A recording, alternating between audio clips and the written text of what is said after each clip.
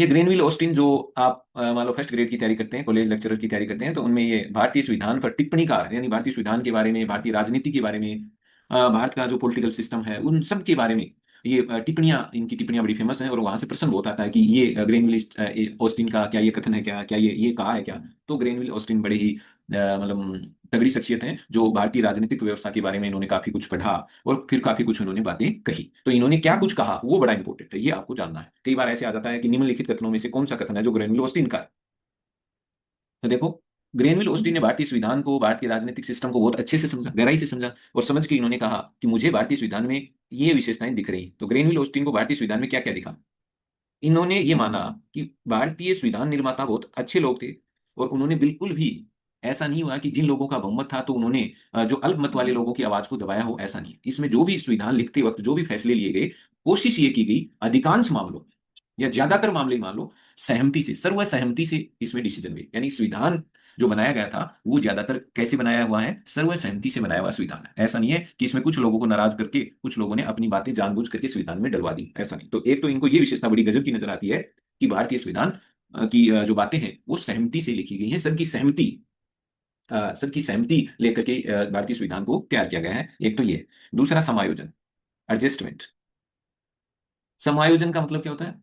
समायोजन का मतलब होता है एडजस्ट करना चीजों को, मतलब जैसे अपन नहीं कहते आपको एडजस्ट करना पड़ेगा, जो कुछ भी है परिस्थितियां उसके हिसाब से आपको अनुकूलित होना पड़ेगा। तो इसमें समायोजन का मतलब होता है कि भारतीय संविधान की एक बड़ी शानदार विशेषता यह है कि इसमें ना तो कोई बहुत एक्सट्रीमिस्ट रास्ता है और ना ही एकदम ऐसे बीच का सा रास्ता। समायोजन क्या होता है? समायोजन तभी निकलता आप एकदम ये जीरो और हीरो वाली के बीच का रास्ता। तो इन्होंने समायोजन का सिद्धांत अपनाया। भारतीय संविधान निर्माताओं ने कोई भी अति वाला मार्ग या एकदम जीरो वाला मार्ग के बीच का सा रास्ता इन्होंने निकाला ताकि चीजों को बैलेंस कर सके ना। कोई एक जना अड़ गया कि ऐसे ही करना है, एक जना कह रहा नहीं ऐसे नहीं वैसे ही करना है, तो फिर संविधान निर्माताओं ने इतनी सूझबूझ दिखाई कि उन्होंने एक बीच का रास्ता निकालते हुए संविधान लिखा ताकि सब लोग हैं, जितने भी जो सदस्यगण हैं वो एकदम संतुष्ट रहें और राजी रहें, सहमति उनकी बनी रहे। तो दूसरा था एडजस्टमेंट, समायोजन। तो इनको तीन विशेषताएं आपको याद रखनी। एक तो इनको नजर आता है कि यहाँ सब कुछ सहमति से हुआ। दूसरा, इसमें समायोजन के सिद्धांत की बहुत अच्छे से पालना हुई। समायोजन मैंने बताई थी, बीच का सा रास्ता निकालना। सहमति आपको पता है, सबकी सहमति से काम करना। और परिवर्तन के साथ चयन।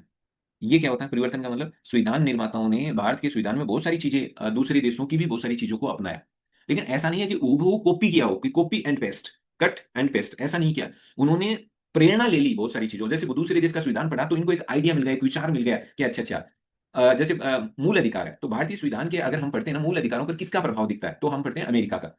तो क्या हमने अमेरिका वाले मूल अधिकार same to same cut and paste करके चिपकाए हैं क्या? उत्तर नहीं।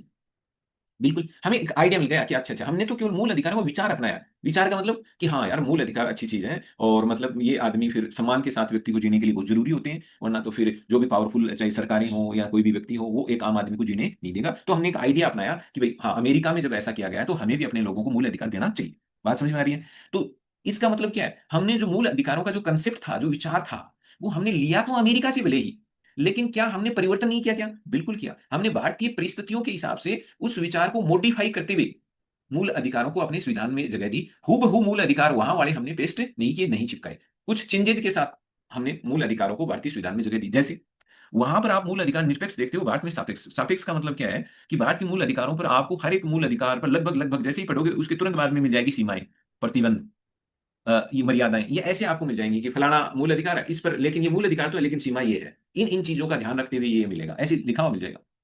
अमेरिका में ऐसा नहीं है। तो इसका मतलब कॉपी तो नहीं, फोटो कॉपी तो नहीं है, कार्बन कॉपी तो नहीं है।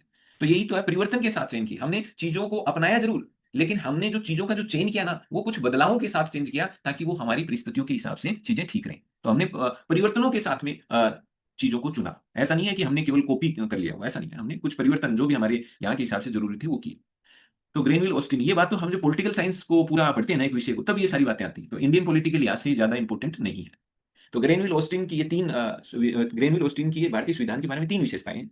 इन्होंने भारतीय संविधान के निर्माण में, हाँ ये ध्यान रखना, ये आपके जो भी पॉलिटिकल साइंस विषय वाले हैं ना, जो कल को भविष्य मान लो कोई कहे मैं कॉलेज लेक्चरर बनना है या और कोई तैयारी करना चाह रहे हैं आईएएस की, पॉलिटिकल साइंस विषय से, तो उनके लिए ये लाइनें लिखनी कई बार बड़ी कारगर साबित होती। ग्रेनविल ऑस्टिन कह रहे हैं भारत के संविधान निर्माण में चार लोग, एक तो नेहरू, पटेल, प्रसाद और मौलाना आजाद। ध्यान रखना, चंद्रशेखर आजाद या ये वो नहीं है, कहीं आप कहीं गड़बड़ करते हैं आप, इतना आपको समझ होनी चाहिए। पंडित नेहरू, सरदार वल्लभ भाई पटेल, डॉक्टर राजेंद्र प्रसाद और ये कौन है, मौलाना अबुल कलाम आजाद। ये कह रहे हैं कि भारत के संविधान का ताना बाना, भारत के संविधान के जो मुख्य रचनाकार हैं, जिनमें सबसे ज्यादा जो योगदान रहा है भारतीय संविधान को लिखने में, वो इन चार लोगों का रहा है, और सबसे ज्यादा इनका रोल रहा है। इसलिए इन्हें, इन चार लोगों को इन्होंने क्या नाम दिया? राजनीतिक अल्पतंत्र।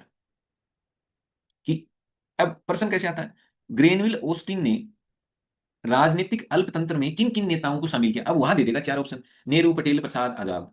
नेहरू, पटेल, जेपी नारायण और आपके कोई BN राव, ऐसे ऐसे अलग अलग कथन बना देगा। तो ध्यान रखना, इसने चार व्यक्तियों को, पटेल को, नेहरू को, आजाद को और डॉक्टर प्रसाद, पटेल को, नेहरू को, डॉक्टर प्रसाद को और आजाद को, इन चारों के लिए इन्होंने एक शब्द काम में लिया, राजनीतिक अल्पतंत्र। और क्यों कहा? क्योंकि इन्होंने देखा कि ये चार लोगों का भारतीय संविधान निर्माण में सबसे ज्यादा कंट्रीब्यूशन है, इसलिए उन्होंने इनको राजनीतिक अल्पतंत्र बोला।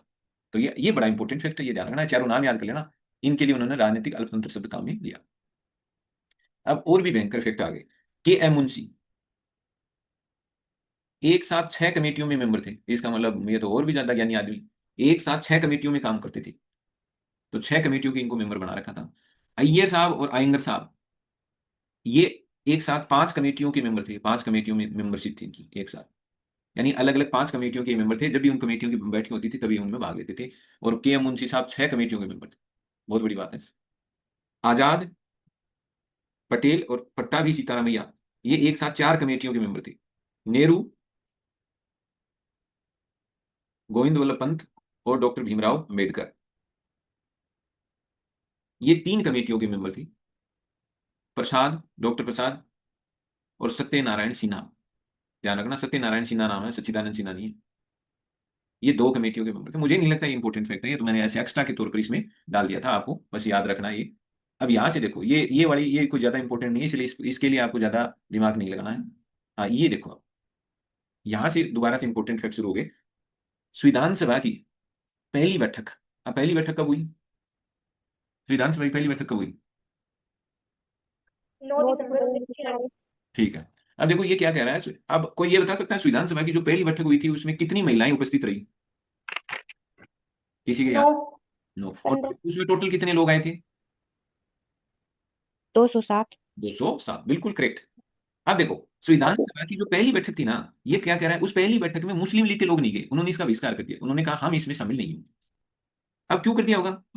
क्योंकि इनके तो वो एक ही सिरदर्द था, मुस्लिम लीग के तो दिमाग में एक ही कीड़ा था, क्या? हमें अलग पाकिस्तान चाहिए। और अगर हम इस, ये आपकी संविधान सभा में जाने का मतलब है लोग